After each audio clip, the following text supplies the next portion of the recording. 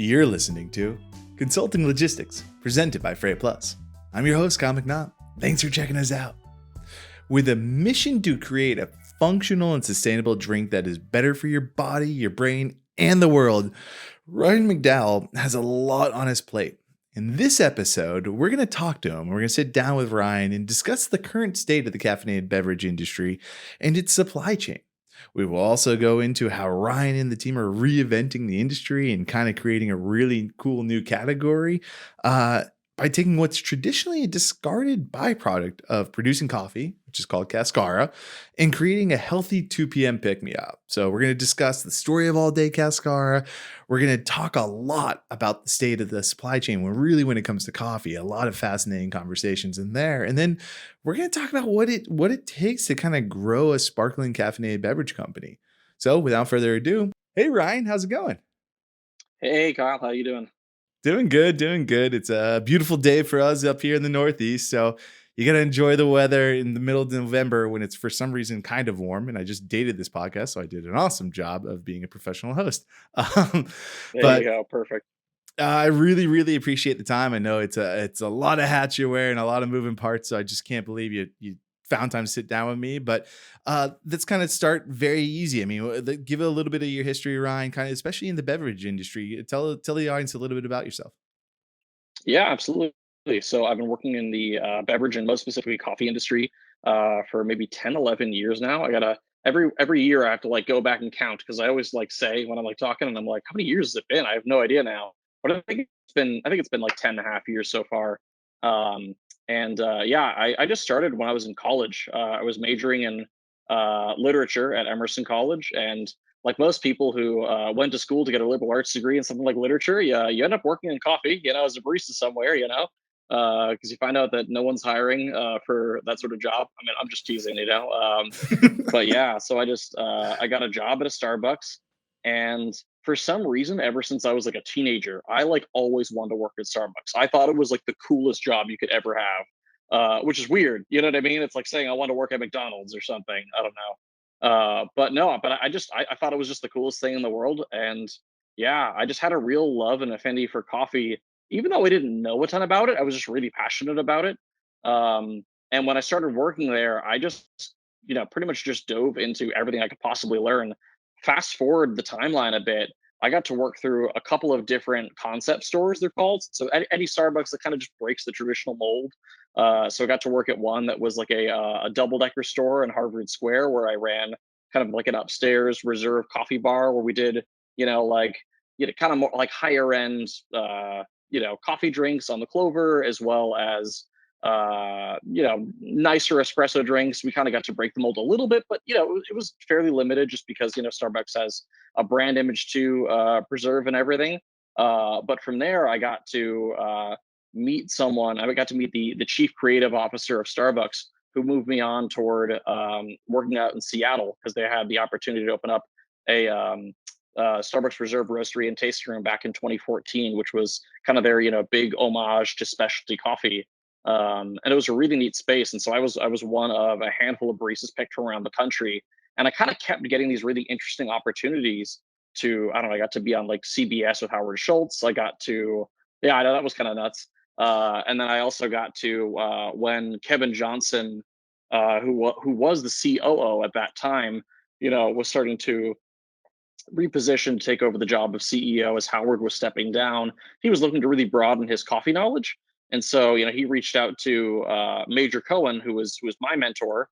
And he was like, I've asked everyone in the coffee department, Major, you're the best guy to learn coffee from. I would love to, learn more about coffee's agriculture and get behind the espresso bar. And he says, agriculture, roasting, all that stuff, I can teach you. But behind the bar, Ryan's actually your man. And so I got to do a really fully in-depth training program with him, where at that time I was running the coffee program for a shop that's unfortunately closed down now, called Roy Street Coffee and Tea, which was Starbucks' only unbranded store. It's the only Starbucks that wasn't called Starbucks.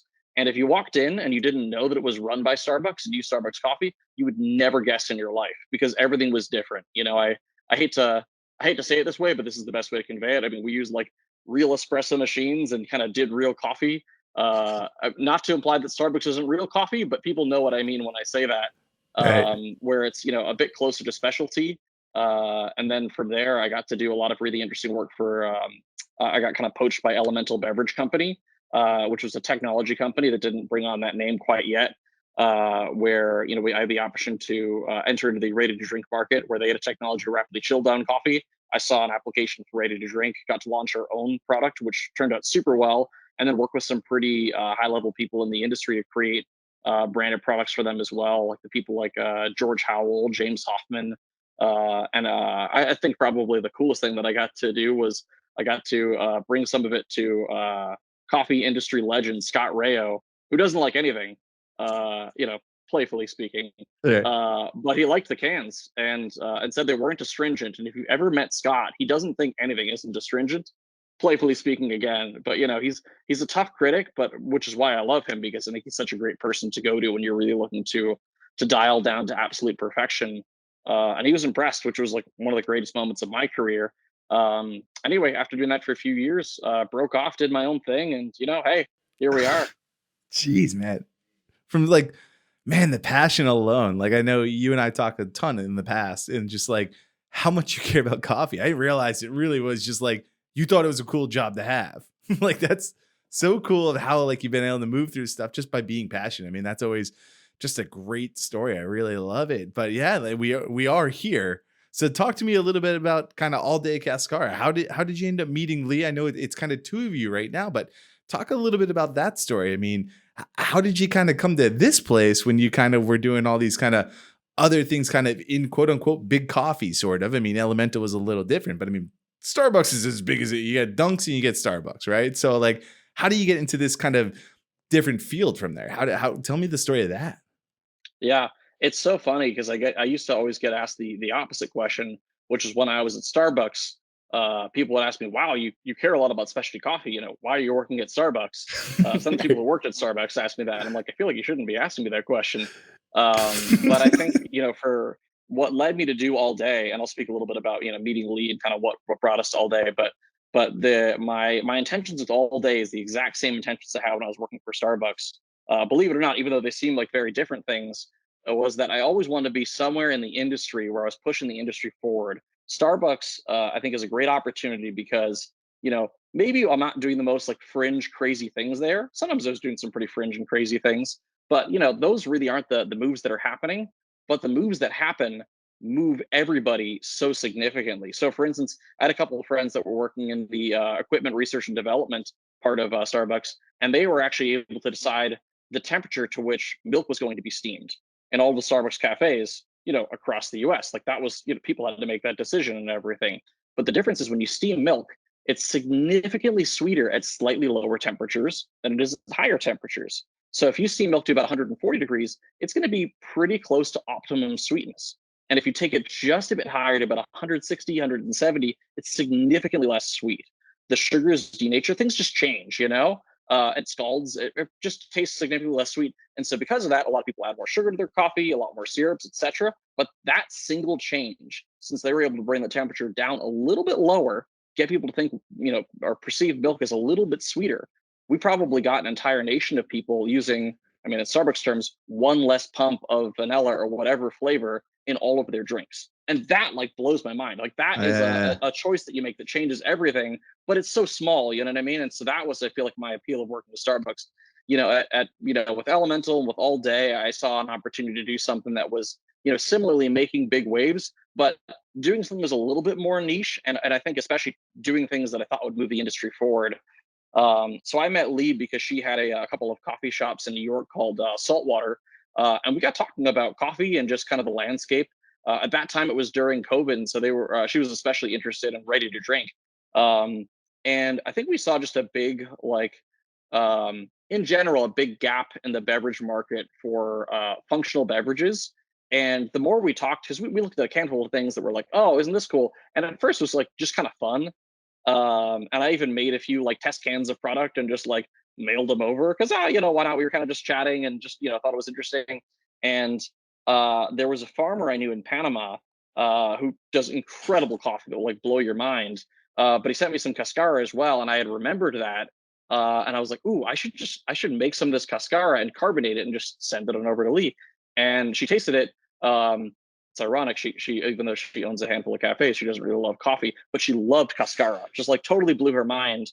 And the thing that we both really liked about it was, obviously the sustainability message is incredible. But I think the first thing we always try to look for is the use case for consumers. Just, is this going to take off? Because even if it's a great idea from a sustainability angle, like I always look at it like, assume the absolute worst out of humanity, are they still going to buy the product and will it still be sustainable? Is the sustainable thing sustainable? To kind of have play on words there. Um, and what we loved about it was that it was naturally sweet without having any added sugar to it. Although we do have some with mild added sugar to it as well. Um, and also the caffeine level was kind of just really at its sweet spot where you could have it at maybe like 3 or 4 o'clock. And for me, I can't really do that with coffee, but I could have Cascara and it wouldn't keep me up at night. And that was a huge thing where, oh, geez, I'm kind of at that later part of the day. I want something to like, I don't know, like go buy groceries and cook dinner or something like that, or even just get through kind of the second half of the workday where you feel like you're kind of just like grinding and you don't want to like be up all night from having coffee. That fit that use case. And a lot of people that I know have that exact same problem where like, ooh, I feel like we're really onto something here. Yeah, anyway, so that's kind of how we met and we got into this. And just the more we chatted, the more we were just like, all right, let's just do this. Let's just kind of like put our money where our mouth is and just make this happen because we kind of saw the whole like trio of the product tasted really great. It felt really great.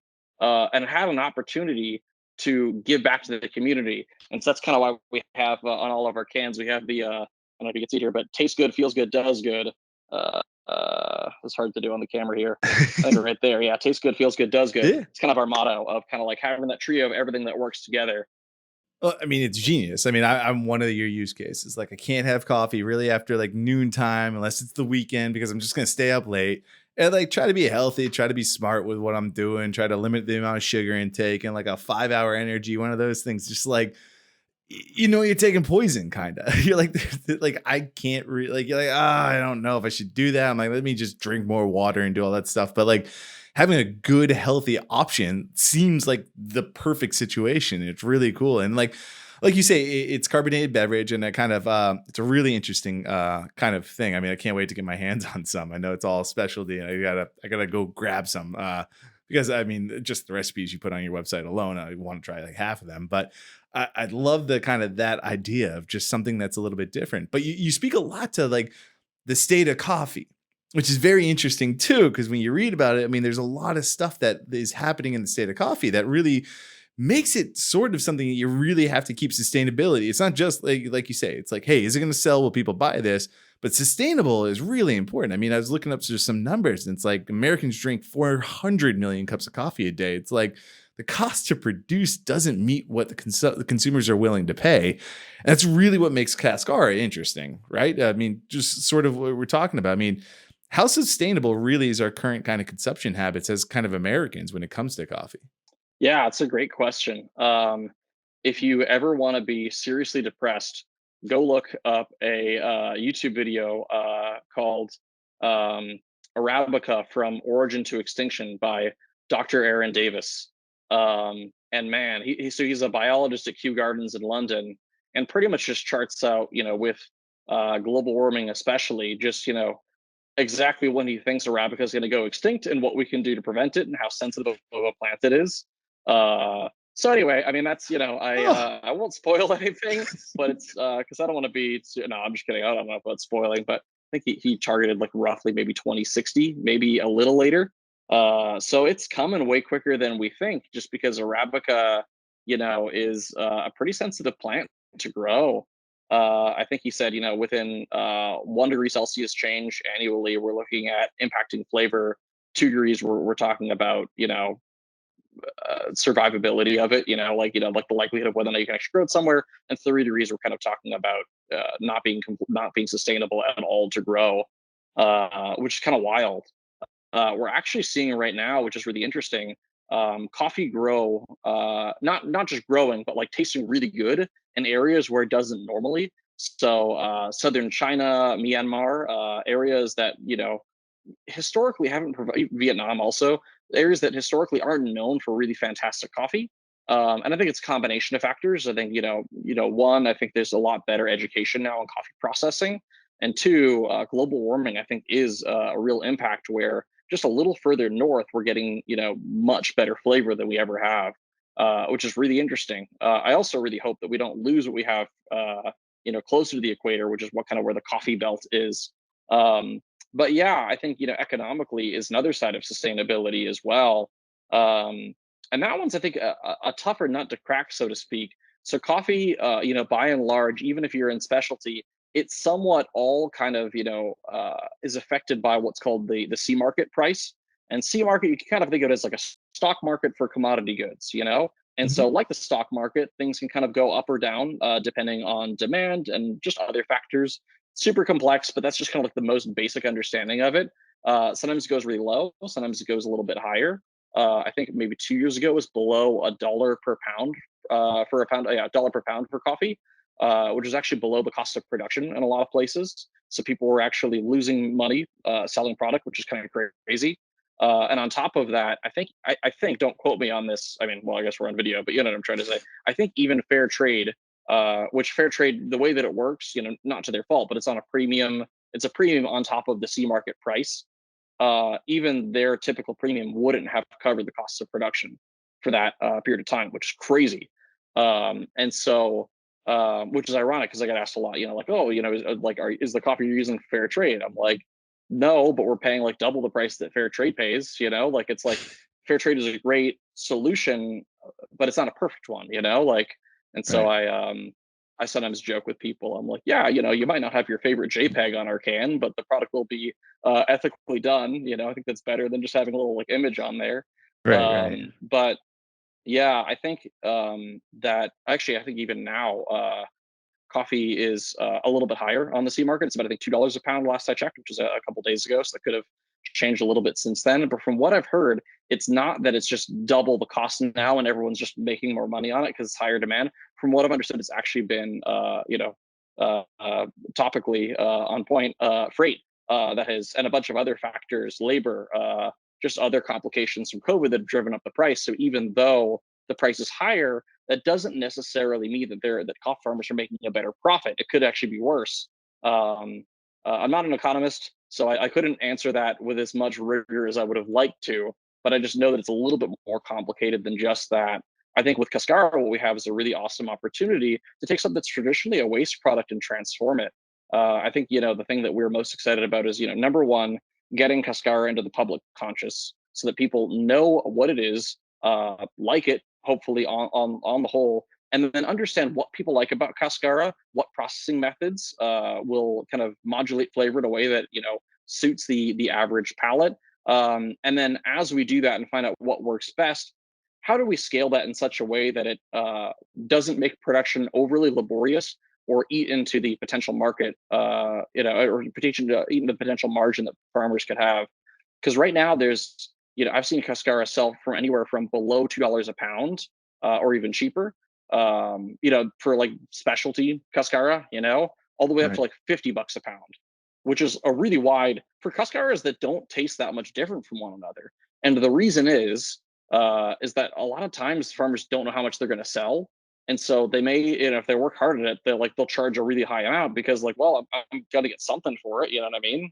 Right. But I literally talked to somebody who, was charged $60 a pound, and that's what they sell. And whatever they don't sell, they just compost because that's kind of them hedging their bets if we don't know how much we're going to sell. And so with that kind of market, we're looking to try pretty much define what specialty Cascara could be, and help set it up in such a way that it's not overly laborious, where they can charge a price that makes sense for a ready to drink company, for instance, or even people that are going to use it in, like tea bags or something. Because I think what we want to build is a general market category for Cascara in a lot of different forms, more than just us as a company. And there needs to be some systemic changes with how it's being produced to make it viable for it to exist as a product. Because if we go the super premium route right out of the gate, I don't think that there's going to be enough of an interest from the public to get it to really make a dent for farmers. Maybe we'll get one cool payday, but that's kind of it. And really, what I'd rather see is see it kind of be something that's more just long-term sustainable, where they can rely on saying like, I'll probably sell roughly this amount of Cascara per year. It only adds maybe 10% extra production time in terms and costs in terms of labor and everything. And that's an extra, $1.50, $2 per pound that I can make on top of this, coffee and this cherry I would have normally just thrown away, which I think is really compelling. Yeah, and it's just, I mean, utilizing every piece of the coffee bean, right? It's you're taking what's traditionally a discarded byproduct, and the ability to kind of, how do we make sure that we're utilizing this stuff? It's not just something that's like going, like, sure, it's compost and whatnot, which is all great, but like, how do we kind of manage this? How do we make this more of an enticing thing? So, yeah, like you say, you raise the standard of living, you're gonna be able to have more attention to detail and really focus on like, how do we do the right stuff when it comes to like sustaining our lifestyle in a way that isn't just, I need to make a paycheck today and like, otherwise people are gonna starve, which is probably the hardest part about this entire thing. And I think that really speaks to the last sort of state of the industry, is just the community impact. I mean, I know it's something that you guys find super passionate all day. It's just the how do you help the coffee industry? And even when you and I first talked, you really got it, Pat. That was the part where you really like perked up. It was a lot of like, oh yeah, that's what I'm doing stuff. But like, we started talking about grounds for health. You were all about that. Can you talk a little bit more? Just kind of first of all, how does coffee production like affect a community and like a country in particular, especially these coffee producing countries? How does producing coffee kind of work around kind of the nation in a sense? Yeah, yeah, absolutely. First, the last thing I want to say on like the whole like carbon emission thing, I just think it's I always like bring this up because I think it's just hilarious to see Elon Musk and Jeff Bezos trying to go and like scout out Mars and see, can we like terraform it. I'm like, I don't know. I think that sounds a whole lot more effort than just like saving Earth. If you can, Right, Earth is right. already terraformed. Can't we just like protect this place? I don't know. I just always think that's so funny.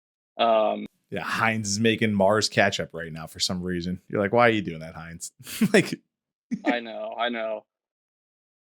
Yeah. But yeah, no, grounds for health I think was really interesting. So in general, I mean, the thing that I'm most passionate about with coffee and the reason I'm stuck in this industry for so long was just the opportunity to be able to help people to the ground level of, how do we make sure the supply chain is sustainable for everyone along the board? And historically, coffee farmers always get the short end of the stick. Um, Coffee does change a lot of hands all the way through the supply chain, and it is really really tough, and I think unfortunately that's just where people try to cut costs the most. Um yeah, and so when I started all day with Lee, we really wanted to be able to give back in a way that was going to be like actually helpful, because I feel like I see a lot of companies that are like, they kind of have a little bit of that like first world savior mentality of, we know exactly what you need. We're going to go give you exactly what we think you need. And it's going to be great. For every, pound of coffee that's bought, we'll give a gallon of water, or whatever, which I think some companies do. Or we're going to, and I'm not saying this, that isn't helpful. right, right. Um, but I think You it, get a it does jet go a ski. little bit.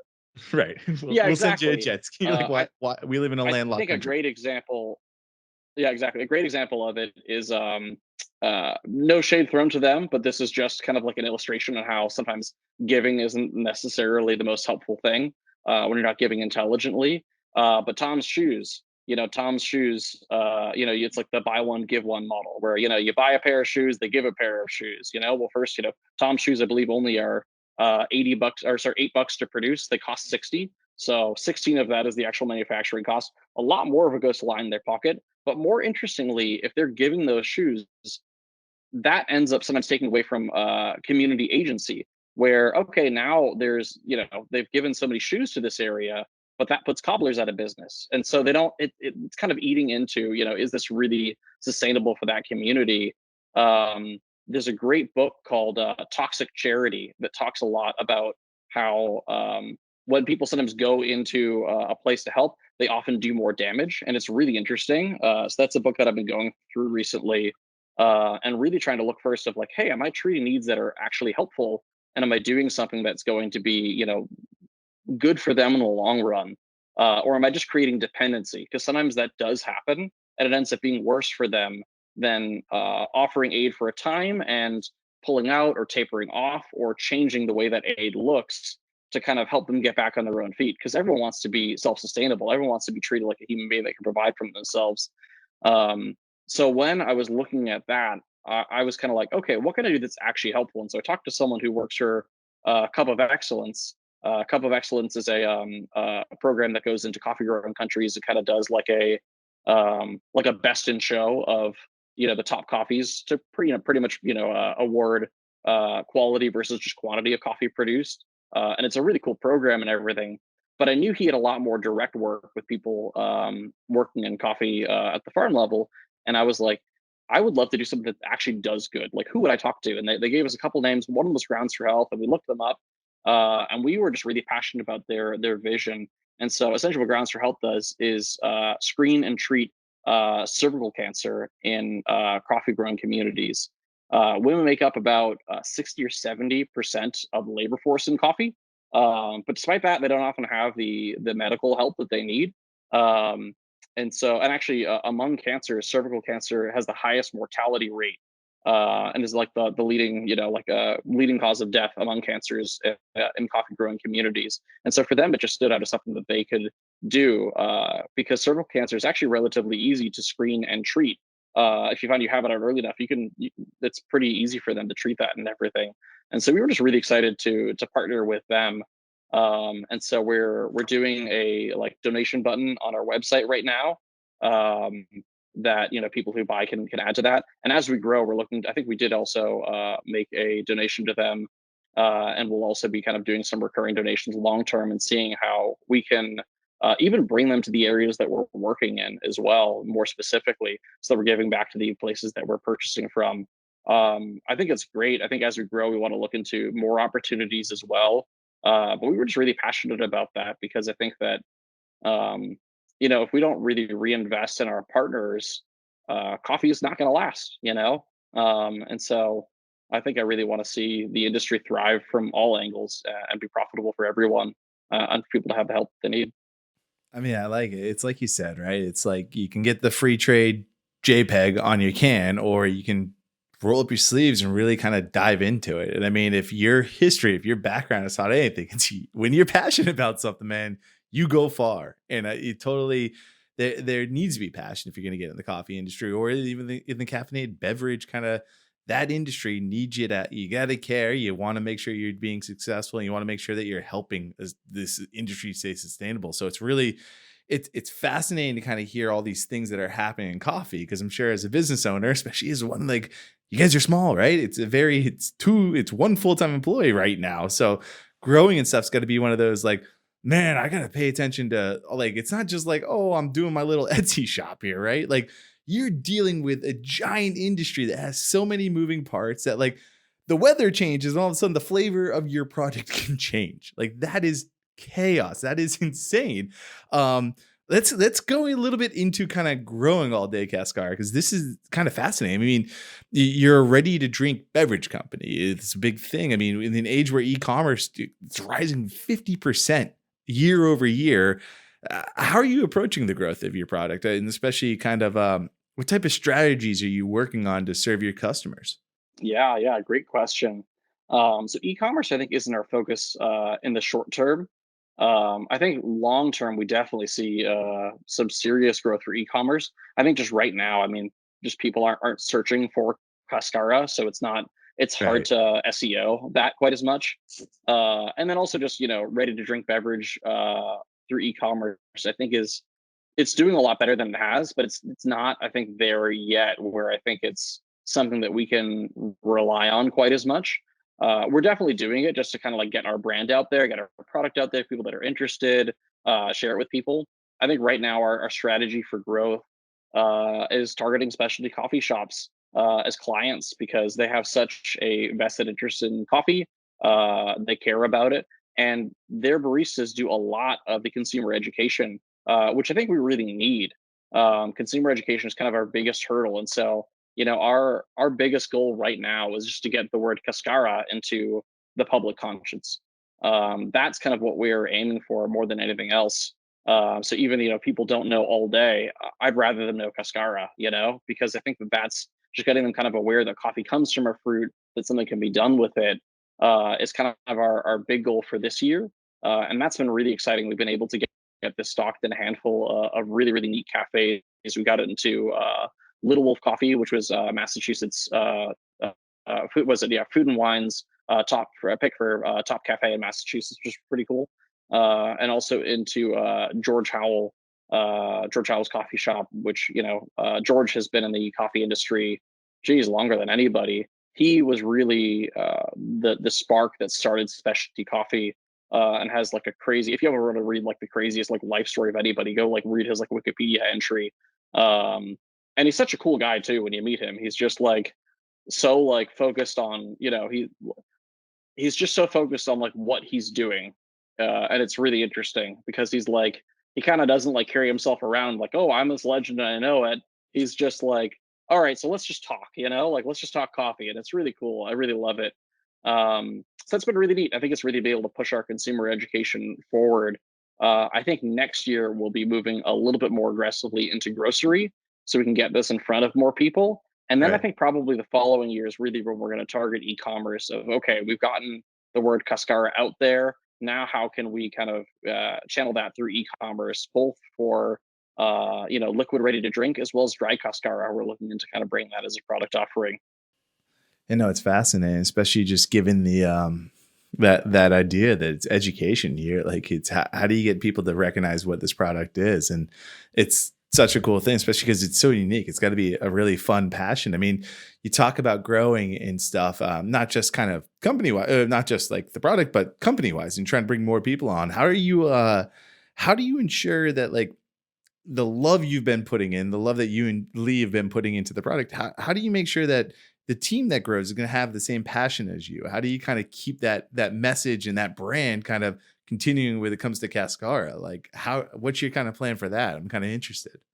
Yeah, that's really it's a great question. I mean, we're still super young, so I mean, it's idealism talking at this stage, but I think it's instilling the right values in our teammates, and picking people that have the right values, because I think at the end of the day, we're not doing this because we think that this is going to be the next big trend in beverage that's gonna make us a lot of money, that's gonna do, Right, there's right. a market for that, and some people try to do that where they try to chase trends or create trends. I think we're doing this because we believe in it, and I think in the early stage it's really easy to get people that believe in it because we're nobody. So if you want to work for us, you must believe in it. I Right. think as we grow, I think that'll be a lot more challenging. And I think personally, I mean, I want to continue to do, frankly, some of the things that Starbucks does. Where I think in their what they call the SSC, the Starbucks Support Center, which is their headquarters, every Friday they have a public coffee tasting for like all of corporate. Where I believe it's on the ninth floor.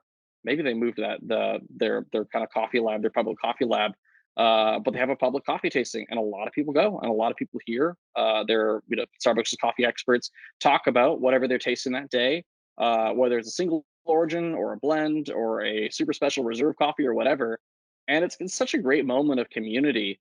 And I think that at some point there needs to be kind of that level of just like, yeah, we're in this because we think this is a great product. Yeah, we're hoping to make money at some point because that's what businesses do. Yeah, we want to change the world and all this other stuff.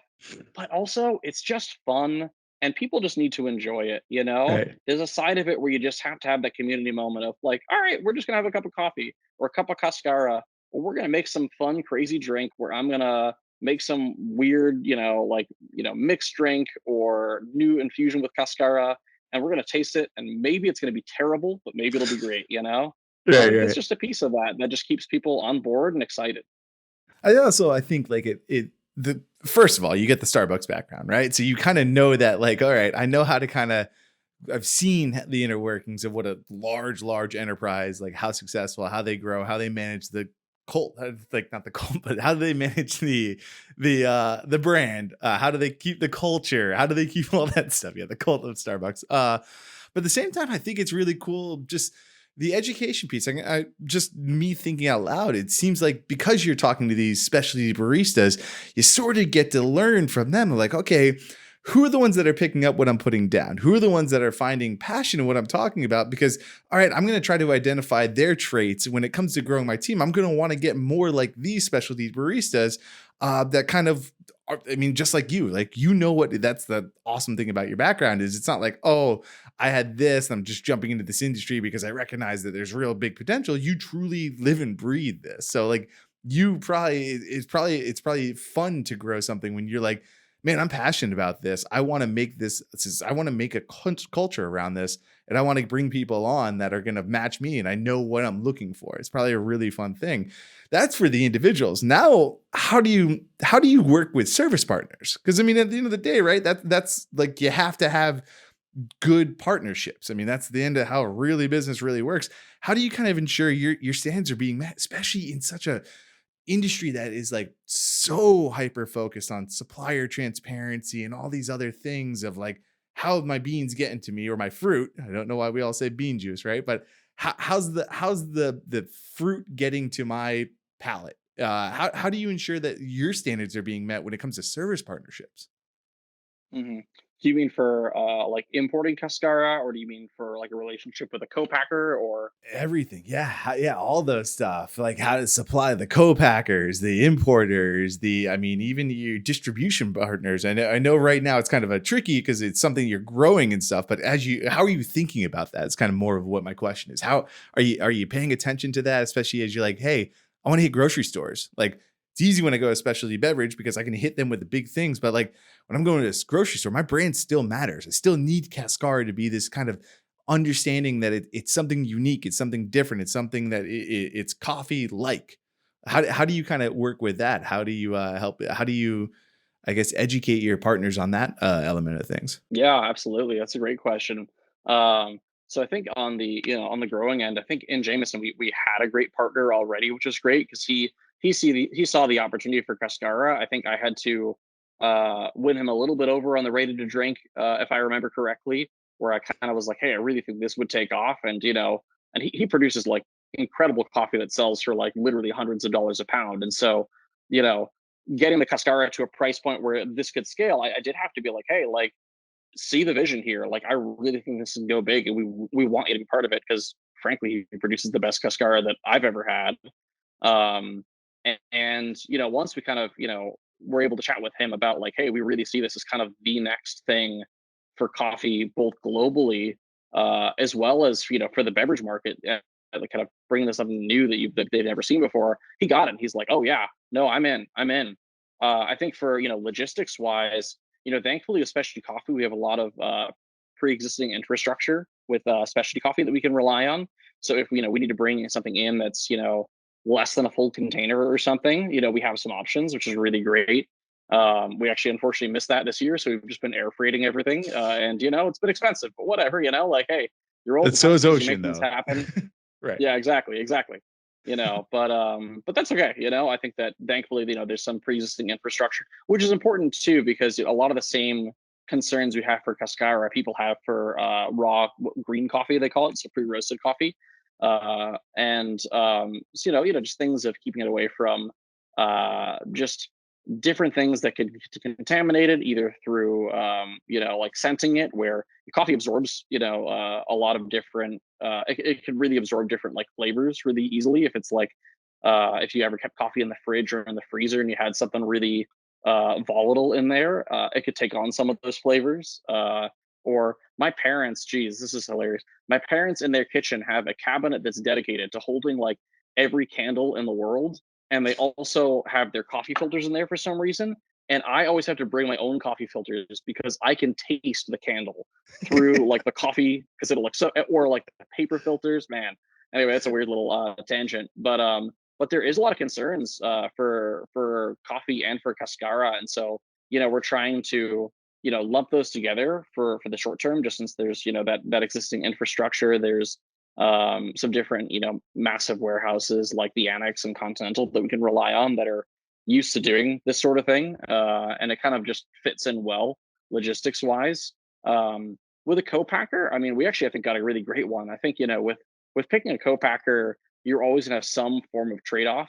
Either they're going to have a super high minimum, but they'll be able to do exactly what you want, or they'll have a lower minimum, but the level of complexity that they're willing to go through is maybe they want something a little bit more extract plus sparkling water kind of product. which is not what we're doing. We're actually brewing all the cascara with hot water and everything, and then bring it down in temperature and carbonating it and everything. But we really prioritize hot extraction because I think you get some of the tastiest parts of cascara that way. And so we have a partner that I won't disclose, but is really great, and we're really happy to work with them. And it's just been a lot of driving up there, sitting down with them, and just being there on production day. Frankly, where which being there at a when a co-packer is doing production is not the most fun thing in the world because schedules are always moving. So you'll show up there and it's like, cool, we're not starting for another 4 hours, and I'm like, all right, I'll figure something out to do. Whatever. Right. But I think it's that level of attention to detail along the way where we really want to prioritize the quality of the product first.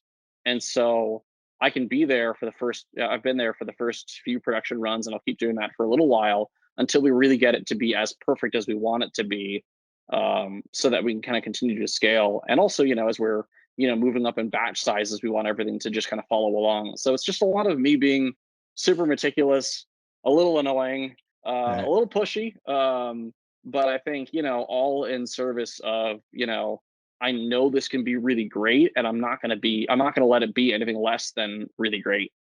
Right. But I mean, it's meticulous. It is kind of being organized, doing that type of stuff. It's one of the, it's interesting, especially like the finding the time and finding the patience, right? At the end of the day, you're like, oh man, I got so much on my plate. But I mean that it is important. And I think one thing you really spoke to, at least that stood out to me, is just the importance of trusted partnerships. And the trust is earned, right? It takes some time. It's not something that you go, oh cool, I researched, yeah, I read your references or talked all this stuff. Where trust, they're like, it is also having the patience to understand, like, hey, co-packers could take 4 years. It is getting people to understand your vision. I mean, it's interesting, especially hearing from a growing company, just like how you manage all that stuff. Now, my next question would be, I mean, we sort of talked a little bit about the logistics, but I wrote this down, but listening or kind of thinking about like your kind of history, it seems interesting to me of the the importance of understanding your supply chain. I feel like companies prior to COVID, cost center, whatever, you let the procurement, you kind of let the people you paid the money take care of this. But you started your company in the middle of COVID when kind of supply chains were crazy. I mean, the question I had written down was, how has your like understanding changed? But it's almost like you kind of start in like on the living playing field, because it's just like, no, I've had to understand my supply chain from the get go. I wasn't allowed to sit there and let like coast on this thing. I don't know what my question is. I mean, do you find that to be a different, do you find, especially when you talk to kind of peers and others and knowing kind of stuff with like Starbucks and the Elemental, I mean, have you found that your understanding of the supply chain is a little bit richer and deeper when it comes to all day? Or is this something where you're like, yeah, no, this is kind of understood its supply chain, but like we just never really talked about it like Starbucks and Elemental. That's a great question. I had a great mentor when I was at Starbucks, named Major Cohen, who just always had that kind of like bootstrap mentality of like, no matter what I need to do, I'm going to find a way to get it done. And that is something I've always tried to emulate. And so when it's come to the complexities of COVID, I've just kind of kept that, and I know this maybe sounds unrelated, but I'll try to tie it back in. But I remember once there was an opportunity for Starbucks to have like a pop up like cafe essentially in the U.S. Open golf tournament, and Major was so determined to make it happen, and he went through all the official proper channels and everything, and people that were along the official proper channels just kind of like didn't want to do it. It sounded like work. They're like, I don't want to do it. Okay. And my gosh, he called in every favor from every person he ever knew, and like got some guy who was like on vacation to go drive a truck to drive supplies off to the US Open where they have like dogs that like sniff your cars for bombs. He like got stuff like delivered to like a friend of his that he knows that works at corporate that like lives like right around where the golf course was going to be. Got like an espresso machine from like a company that they worked with just to like pro bono, just like, here's an espresso machine. We're just gonna like have it for the day, whatever, we're gonna make it work and everything. And set up a really beautiful booth just kind of like in the middle of something where a lot of other people would have been like, this ain't worth it. But he's just like, we should have a presence there. I believe that Starbucks should just be there. And I think as I've had to, pivot throughout COVID, I think it's just taken a lot of the same determination of this should happen. And if I need to understand every single thing in the supply chain to make that happen, if I need to get somebody on the phone, I'm just going to kind of be a little pushy and just make it happen. And I think that that's the attitude that I've just always tried to carry in, because I think at the end of the day, it's, there are some complexities, but things aren't really, I feel like, that hard. It's more a matter of when are you going to kind of crack and be like, this isn't worth it.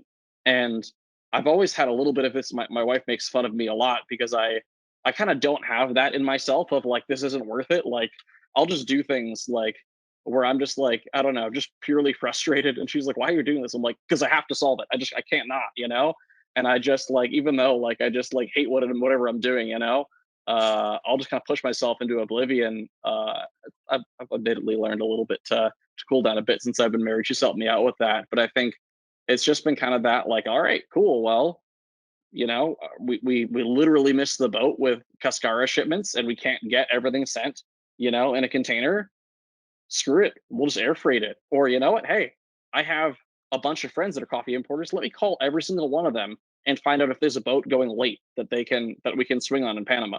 I made a lot of those phone calls. I sent a lot of those emails, just every little thing, but like at the end of the day, if you believe in something, you can't just say, this is complex, It's like you can have one of those moments, but like you can't let those moments last too long if you really believe in it and want it to take off. Because at the end of the day, we all have kind of a limited amount of time, and you can look at the problems you have as a hurdle. You can look at it as an opportunity because there's a lot more people that are going to give up during COVID than people are going to take advantage of the opportunity. And you can be one of the ones that makes it and makes something great out of it that ends up giving back to people.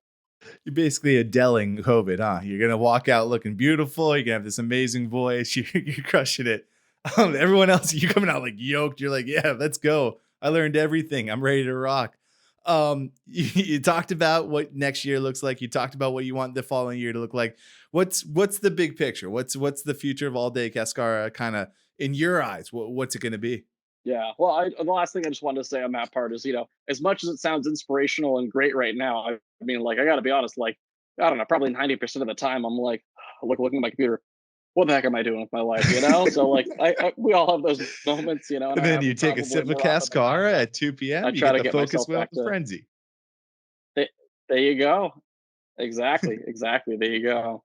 But no, I think the future for all day, I mean, I just really want to just dive into Cascara in all its forms and just try to just bring that to people in whatever way I can. So, you know, whether it's through ready to drink, whether it's through dry Cascara, which I think has a lot of different, opportunities, whether we become, into Cascara importing, and distribute to others. I think we're open to all of that.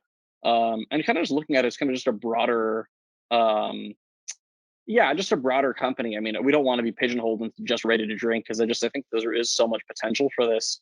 Um, and I think also, the future. I'm more looking at the future for Cascara than the future for all day. I mean, honestly, if I popularize Cascara enough to the point where Starbucks or Nestle puts me out of business, but Cascara still takes over, I'll still feel if I won. I don't feel like that would be like a lost cause or they stole my idea. I'm like, they did exactly what I wanted.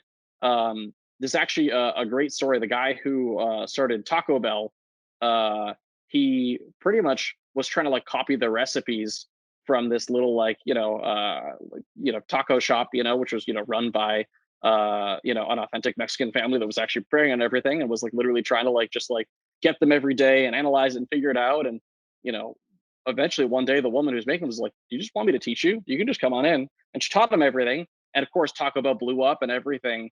And I think eventually someone found out who that person was because they wanted to get back to her and be like, "So is this cultural appropriation? Like, how do you feel about him taking your recipes?" And she was like, "It's great. You know, Everyone's eating my food now. Maybe it's not exactly the same, but it got out there." And I thought that was just the most lovely approach. And so for me, I feel the same way. Like what is all the future of all day? It's the future of Cascara.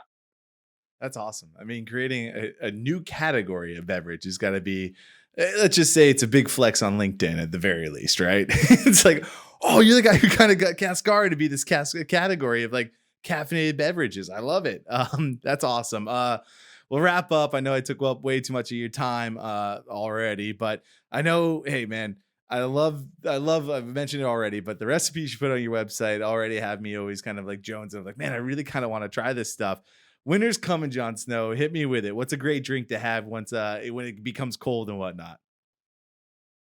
So I'll actually have this up on our blog in maybe like a week or something, maybe a little less. I just made a Cascara cider that's delicious. So Ooh. apple cider with Cascara spices. I lean kind of more in that chai direction of spices.